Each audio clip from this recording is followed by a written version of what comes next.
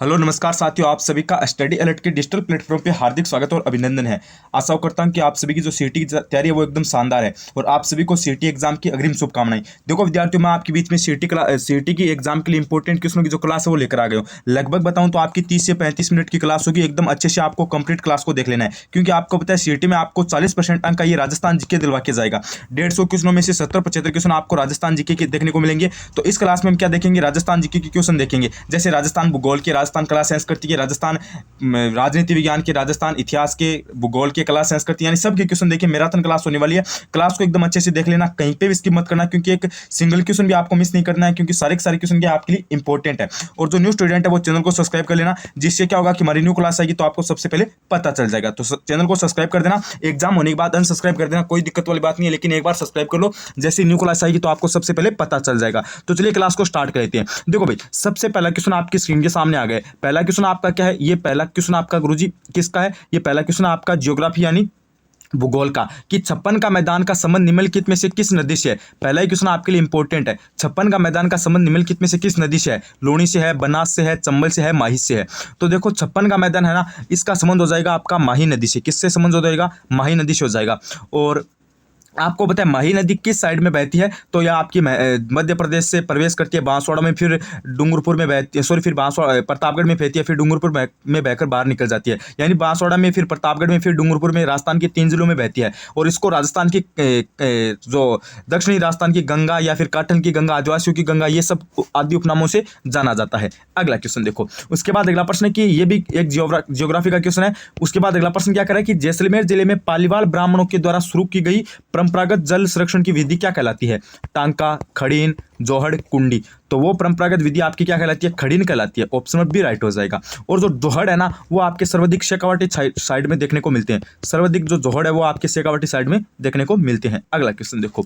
उसके बाद अगला प्रश्न है कि मेजा बांध किस नदी पर बना है। ये क्वेश्चन 2-3 बार मैंने करवा दिया आपको। मेजा बांध आपका कोठारी नदी पर है, और जिला पूछे तो भीलवाड़ा बता देना, ठीक है, भीलवाड़ा। तो थोड़ा सा मैं आपको समझा देता हूँ। जैसे कांतली नदी है, ये सिक्कर की खंडेला फाड़ियां से निकलती है, और झुंझुनू और सिक्कर में इसका जो अपवाह है वो होता है, और इसके अपवाह क्षेत्र को क्या कहा जाता है, तोरावटी कहा जाता है। अगला प्रश्न देखो। उसके बाद अगला प्रश्न आपका क्या करे, उसके बाद अगला प्रश्न करे कि निम्नलिखित में से किसे प्रादेशिक भाषा में नरमा भी कहा जाता है। यानी निम्नलिखित में से किसे प्रादेशिक भाषा में नरमा भी कहा जाता है। नरमा किसको कहा जाता है, सरसों, कपास, धान, दालें। तो कपास का है, ठीक है। नरमा किस समय या फिर किसको कहा जाता है, जो अमेरिकन कपास होता है ना, उसको उत्तरी भारत में क्या कहा जाता है, नरमा कहा जाता है। तो इसमें आपका ऑप्शन में बी राइट हो जाएगा। अगला क्वेश्चन देखो। उसके बाद अगला प्रश्न है कि राजस्थान का कौन सा शहर बावड़ियों के शहर के रूप में प्रसिद्ध है। ये क्वेश्चन मैंने आपको करवा रखा है। तो राजस्थान में बावड़ियों का शहर है वो किसको कहा जाता है, ये आपके बूंदी को कहा जाता है। अगला प्रश्न। उसके बाद देखो विद्यार्थियों, आपका अगला प्रश्न क्या करें, वर्षा जल संग्रहण करने वाली रानीसर टांका कहां पर है। ये इंपॉर्टेंट है भैया आपके लिए। रानीसर टांका कहां पर है, वर्षा जल संग्रहण करने वाली रानीसर टांका कहां पर स्थित है। वेरी वेरी इंपॉर्टेंट है। जैसलमेर है, जोधपुर है, बाड़मेर है, बीकानेर है। तो रानीसर टांका है ना, वो आपका गुरुजी जोधपुर जिले के अंदर हो जाएगा, ठीक है। रानीसर टांका आपका कहां पर है, जोधपुर जिले के अंदर। ऑप्शन नंबर कौन सा राइट हो जाएगा, अरे आपका, अरे गुरुजी यहाँ पे आपका ऑप्शन नंबर कौन सा राइट हो जाएगा, तो यहाँ पे आपका हो जाएगा बी राइट हो जाएगा, ठीक है। चलो बी को लॉक कर लेते हैं, वेरी गुड। अगला क्वेश्चन देखो। उसके बाद अगला प्रश्न आपका क्या करें कि कोपेन के जलवायु वर्गीकरण के अनुसार निम्नलिखित में से कौन सा कोड झालावाड़ जिले की जलवायु को निरूपित करता है या फिर निर्देशित करता है। क्वेश्चन क्या करें, क्वेश्चन ये कह रहा है कि कोपेन के जलवायु वर्गीकरण के अनुसार झालावाड़ जिला ये आपकी कौन सी जलवायु में आता है। CWG में आता है, AW में आता है, BSHW में आता है, या फिर BWSW में आता है। तो झालावाड़ गुरुजी आपका किस में आता है, AW के अंदर आता है। ध्यान रख लेना, थोड़ा सा इंपॉर्टेंट क्वेश्चन है, ठीक है। झालावाड़ किस में आता है, AW के अंदर आता है। अगला क्वेश्चन देखो। उसके बाद अगला प्रश्न आपका क्या कर रहा है, एक सेकेंड, ये देखो भाई। अगला प्रश्न कह रहे हैं निम्नलिखित में से कौन सा जिला बोराट पहाड़ी प्रदेश में अवस्थित है। ये इंपॉर्टेंट है। बोराट पहाड़ी प्रदेश में कौन सा जिला अवस्थित है, जैसे जयपुर है, उदयपुर है, बूंदी है, जैसलमेर है। तो बोराट पहाड़ी प्रदेश में आपका हो जाएगा गुरुजी उदयपुर। बोराट का जो पठार है ना, वो आपका कोमलगढ़ से लेकर गोगुंदा के मध्य है, यानी राजसमंद और उदयपुर के बीच में है। तो यहाँ पे कौन सा जिला हो जाएगा, उदयपुर जिला हो जाएगा। अगला क्वेश्चन देखो। उसके बाद अगला प्रश्न विद्यार्थियों आपका कह रहा है माही सुगंधा किसकी किस्म है। ये थोड़ा सा इंपॉर्टेंट है। माही सुगंधा किसकी किस्म है, जैसे चावल की है, कपास की है, मक्की की है या फिर गेहूं की है। माही सुगंधा है ना, ये आपकी दक्षिणी राजस्थान यानी बांसवाड़ा वाला जिला है ना, बांसवाड़ा डूंगरपुर उस साइड की किस्म है। तो ये किसकी हो जाएगी, ये गुरुजी आपके चावल की किस्म हो जाएगी। किसकी किस्म है रे, चावल की किस्म है। ऑप्शन 1 को लॉक कर देना। चलो 1 को लॉक कर दिया है। अगला क्वेश्चन देखो। उसके बाद अगला प्रश्न आपका क्या कह रहा है, निम्नलिखित में से कौन सा प्रकरण राजस्थान में रेगिस्तानीकरण का प्रमुख कारण है। क्वेश्चन क्या करें, निम्नलिखित में से कौन सा प्रक्रम राजस्थान में रेगिस्तानीकरण का प्रमुख कारण है। तो यह आपका प्रमुख कारण कौन सा है, जल अपर्दन है, वायु अपर्दन है, लवणीकरण है या फिर वनस्पति अवनयन है। तो यह आपका हो जाएगा कौन सा, इसमें गुरुजी हो जाएगा आपका ऑप्शन नंबर बी यानी वायु अपर्दन हो जाएगा। अगला क्वेश्चन। उसके बाद अगला प्रश्न है कि नाग पहाड़, एक सेकंड, नाग पहाड़ राजस्थान के किस जिले में स्थित है। अरे नाग पहाड़ से क्या होता है गुरुजी, लूणी नदी का उद्गम होता है। नाग पहाड़ से क्या होता है, नाग पहाड़ से आपका लूणी नदी यानी मरुस्थल की जो सबसे लंबी नदी है ना, लूणी नदी, जो कच्छ के रण में जाती है, तो उसका उद्गम होता है। तो नागपाड़ा ये कहाँ पर है, जयपुर में है, अलवर में है, अजमेर में है, भरतपुर में है। तो नागपाड़ा आपका हो जाएगा गुरुजी अजमेर जिले के अंदर। किस जिले में हो जाएगा, अजमेर नागपाड़ से लूणी नदी निकलती है, फिर वो जैसे नागौर, जोधपुर, पाली, जालोर, बांसवाड़ा, बालोतरा इस साइड में बहते हुए आपके आगे कच्छ के रण में चली जाती है और मरुस्थल की सबसे बड़ी लंबी नदी है। अगला क्वेश्चन देखो। उसके बाद अगला प्रश्न आपका क्या कह रहा है, उसके बाद अगला प्रश्न कह रहा है कि निम्नलिखित में से कौन सी पर्यावरणीय समस्या रेंगती मृत्यु कहलाती है। ये इंपॉर्टेंट है भाई। निम्नलिखित में से कौन सी पर्यावरणीय समस्या रेंगती मृत्यु कहलाती है। मृदा अपर्दन है, निर्विकरण है या फिर जनसंख्या वृद्धि है या फिर जल प्रदूषण है। तो कौन सी आपकी ये है, ये आपकी रेंगती हुई मृत्यु कहलाती है। तो इसमें गुरुजी आपका ऑप्शन ए हो जाएगा मृदा अपर्दन। ठीक है, मृदा अपर्दन है, ये पर्यावरणीय समस्या है, ये रेंगती मृत्यु कहलाती है। अगला क्वेश्चन देखो। उसके बाद अगला प्रश्न है कि मालपुरा एक प्रकार की नस्ल है। मालपुरा एक प्रकार की किसकी नस्ल है भाई, गाय, भेड़, बकरी, भैंस। तो मालपुरा गुरुजी एक आपकी किसकी हो जाएगी, भेड़ की नस्ल है। ध्यान रख लेना, इंपॉर्टेंट क्वेश्चन है। मालपुरा एक भेड़ की नस्ल है। अगला क्वेश्चन। उसके बाद अगला प्रश्न क्या कर रहा है, राजस्थान के किस भाग में हाड़ौती पठार है। ये इंपॉर्टेंट है भाई। राजस्थान के किस भाग में हाड़ौती पठार है। एक सेकेंड, हाँ कहाँ पर क्वेश्चन, ये रहा। तो चार ऑप्शन आपको दे रखे हैं, दक्षिण पश्चिमी, उत्तर पश्चिमी, उत्तर पूर्व है, दक्षिण पूर्व है। तो हाड़ौती पठार आपका कहाँ पर है, तो हाड़ौती पठार आपका गुरुजी दक्षिण पश्चिम में है। ठीक है, सॉरी दक्षिण पूर्व में है। कहाँ पर है, दक्षिण पूर्व में। ऑप्शन में डी राइट हो जाएगा। ठीक है, डी को लॉक कर दो भाई। अगला क्वेश्चन देखो। उसके बाद अगला प्रश्न आपका क्या करें, उसके बाद अगला प्रश्न कह रहा है राजस्थान में निम्न में से कौन सा सिंचाई जल स्रोत कुल सिंचित क्षेत्र में सर्वाधिक योगदान रखता है। तो सर्वाधिक योगदान मैंने बताई थी आपको। नहरें कितनी है राजस्थान में, 30% है। सर्वाधिक गंगानगर में है। तालाब आपको पता है 1% में है और सर्वाधिक भीलवाड़ा में है। कुएं और नलकूप है ना, इसको काट दो, कुएं और नलकूप है ना, जैसे कुएं 24% है और नलकूप आपके 42% है, इसको उल्टा कर दो 42। ये आपके सर्वाधिक जयपुर में है। ठीक है, तो ये राजस्थान में आपके क्या रखते हैं, सर्वाधिक सिंचित क्षेत्र में योगदान रखते हैं। तो इसमें आपका ऑप्शन नंबर सी राइट हो जाएगा। ठीक है, सी को लॉक कर देना। नहरें ज्यादा गंगानगर में है, तालाब भीलवाड़ा में है और कुएं और नलकूप आपके जयपुर के अंदर है। अगला प्रश्न देखो। उसके बाद अगला प्रश्न है कि थॉर्नवेट के वर्गीकरण के अनुसार निम्नलिखित में से किस जलवायु वर्ग में जैसलमेर अवस्थित है। जैसलमेर किस में है भाई, थॉर्नवेट के अनुसार बताना है। EAD में है, CAW में है, DAW में है, DBW में है। जैसलमेर में आपको पता है शुष्क प्रकार की जलवायु पाई जाती है और जैसलमेर आपका किस में है, जैसलमेर आपका EAW में है, सॉरी EAD में है। किस में है, EAD में है। ऑप्शन ए राइट हो जाएगा। अगला क्वेश्चन। उसके बाद अगला प्रश्न है कि राजस्थान में नर्मदा नहर की लंबाई कितनी है। ये इंपॉर्टेंट आपके लिए। राजस्थान के अंदर नर्मदा नहर की लंबाई कितनी है, 64 है, 74 है, 84 है, 94 है। तो राजस्थान में नर्मदा नहर की लंबाई आपकी गुरुजी हो जाएगी 74। ठीक है, कितनी किलोमीटर हो जाएगी, 74 किलोमीटर हो जाएगी। अगला क्वेश्चन। उसके बाद अगला प्रश्न आपका क्या करे, गुरु शिखर निम्न में से किस पर्वत श्रृंखला का उच्चतम शिखर है।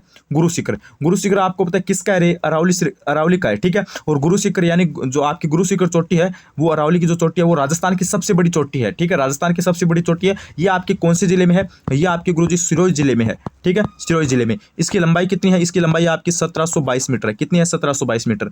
और अगर आपको पूछ ले अरावली की राजस्थान में लंबाई क्या है, अरावली की राजस्थान में तो 550 है और वैसे आपकी 690 है। ध्यान रख लेना, राजस्थान में कितनी है, अरावली की 550 किलोमीटर लंबाई है।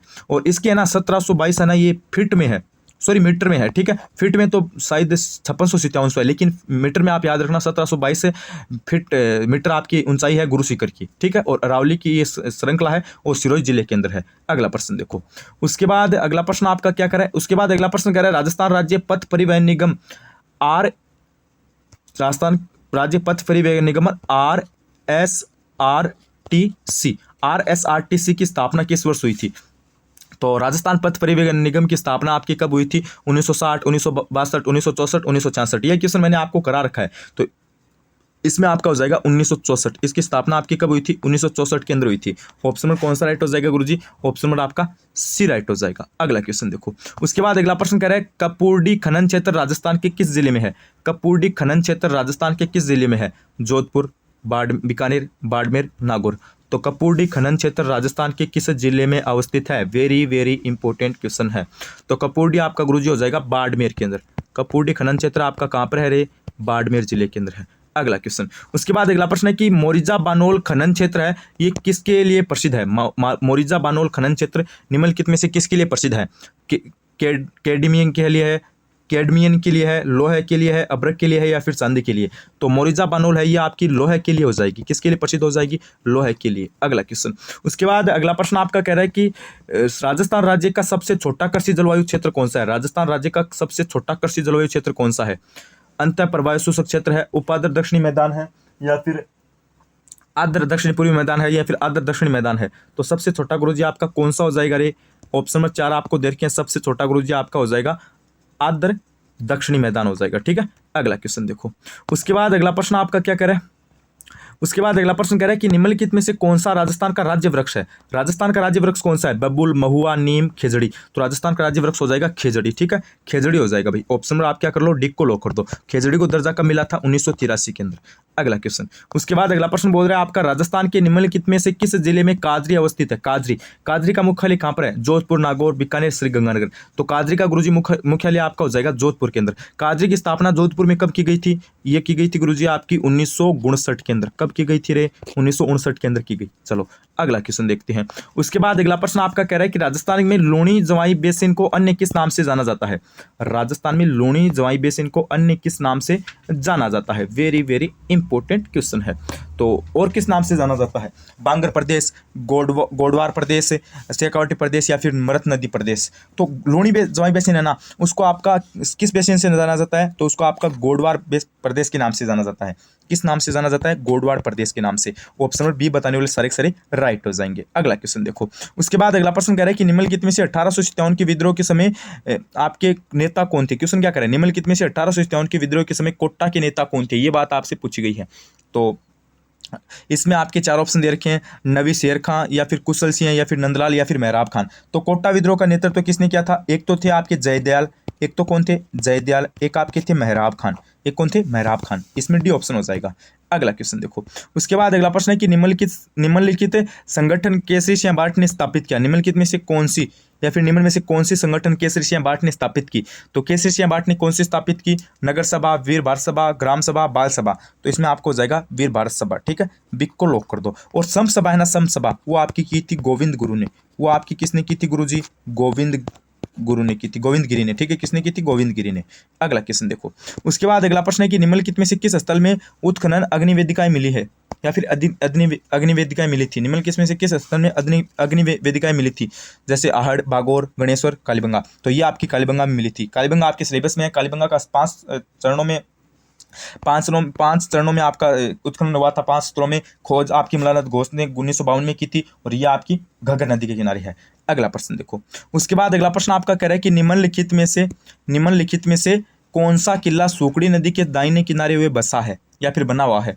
निम्नलिखित में से कौन सा किला सूकड़ी नदी के दाहिने किनारे पर बना है? तो सिवाना का किला, जालोर का किला, जैसलमेर का किला, गागरोन का किला। तो इसमें आपका हो जाएगा जालोर का किला। ठीक है, ध्यान रख लेना, जालोर का किला है ना, ये आपकी सूकड़ी नदी है ना, सूकड़ी नदी उसके दाहिने ओर बना है। अगला क्वेश्चन देखो। उसके बाद अगला प्रश्न आपका क्या करे? हाँ, उसके बाद अगला प्रश्न कह रहे हैं मारवाड़ सेवा संघ की स्थापना 1920 के दशक में किसके द्वारा की गई थी? वेरी वेरी इंपॉर्टेंट क्वेश्चन है। जयनारायण व्यास, मोतीलाल तेजावत, माणिक्यलाल वर्मा, केसरी सिंह बारठ।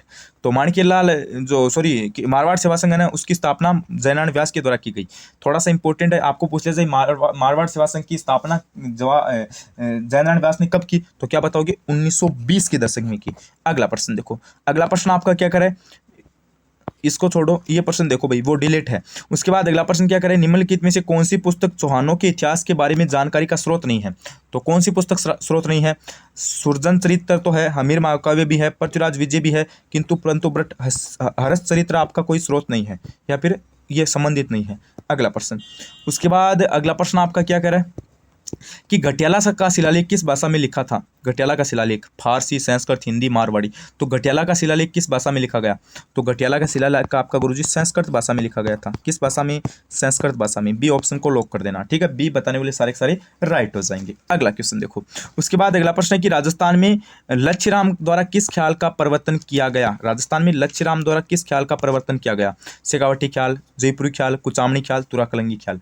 तो इसमें गुरुजी आपका कौन सा हो जाएगा? इसमें आपका हो जाएगा ऑप्शन नंबर सी, कुचामणी ख्याल का, ठीक है। लक्ष्यराम के द्वारा किसका किया गया था? कुचामणी ख्याल का। अगला प्रश्न देखिए आपका क्या करा है। 1835 में अंग्रेजों के जोधपुर लीजन का गठन किया गया था, जिसका केंद्र कहाँ पर था?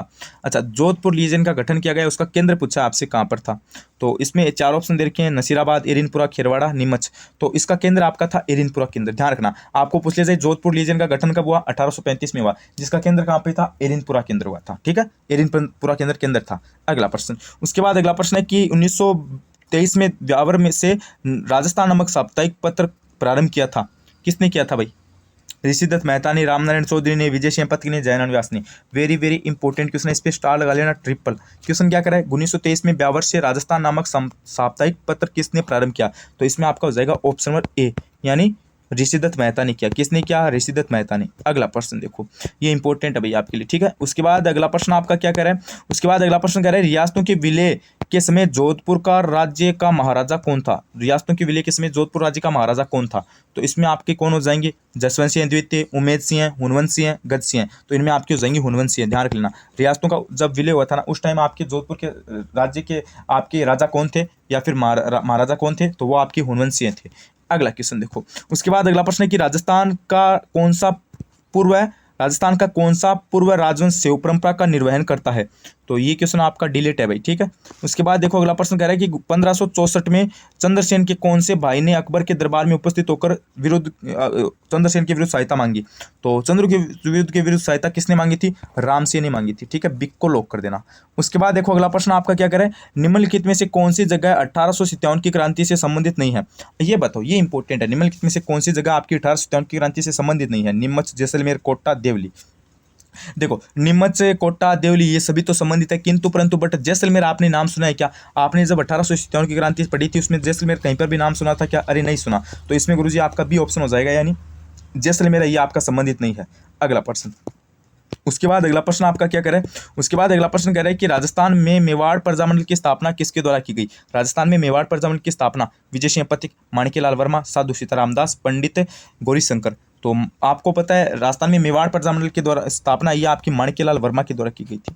राजस्थान में मेवाड़ प्रजामंडल की स्थापना किसके द्वारा की गई? माणिक्यलाल वर्मा के द्वारा। ऑप्शन नंबर आप बिग को लॉक कर देना, ठीक है। विजय सिंह पथिक आपको पता है बिजोलिया किसान आंदोलन से संबंधित थे, इनको राजस्थान किसान आंदोलन के जनक कहते हैं। और साधु सीताराम दास है, इनको आपको पता है बिजोलिया किसान आंदोलन के जनक कहते हैं, और इन्होंने बिजोलिया किसान आंदोलन का प्रथम चरण का नेतृत्व किया था।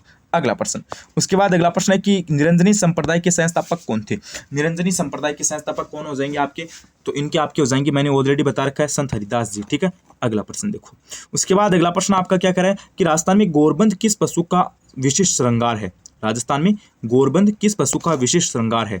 बेल, ऊंट, हाथी, घोड़ा। वेरी वेरी इंपॉर्टेंट क्वेश्चन है। तो गोरबंद किसका हो जाएगा? गोरबंद गुरुजी आपका हो जाएगा बेल का, ठीक है। गोरबंद आपका किस पशु का विशिष्ट श्रृंगार है? तो ये आपका बेल का है। अगला प्रश्न, उसके बाद अगला प्रश्न है कि नौगरी आभूषण शरीर के किस अंग पर पहना जाता है? ये भी एक इंपॉर्टेंट क्वेश्चन है। नौगरी आभूषण शरीर के किस अंग पर पहना जाता है? तो जैसे हाथ है, कमर है, गला है, नोक है। तो नौगरी कहाँ पर पहना जाएगा? नौगरी हाथ में पहना जाता है। नौगरी आभूषण कहाँ पर पहना जाता है रे? हाथ के अंदर पहना जाता है। अगला क्वेश्चन देखो। उसके बाद अगला प्रश्न आपका क्या कह रहा है? एक सेकेंड, हाँ ये देखो अगला प्रश्न आपका सुमिलित करने का है। क्या है? सुमिलित करने का है। तो प्रश्न क्या करे कि निम्नलिखित में से कौन सा सुमिलित नहीं है? देखो भाई, कपिल मुनि का मंदिर है, ये आपका बीकानेर केंद्र है, ठीक है। और कपिल मुनि का कार्तिक पूर्णिमा को मेला भी लगता है ना।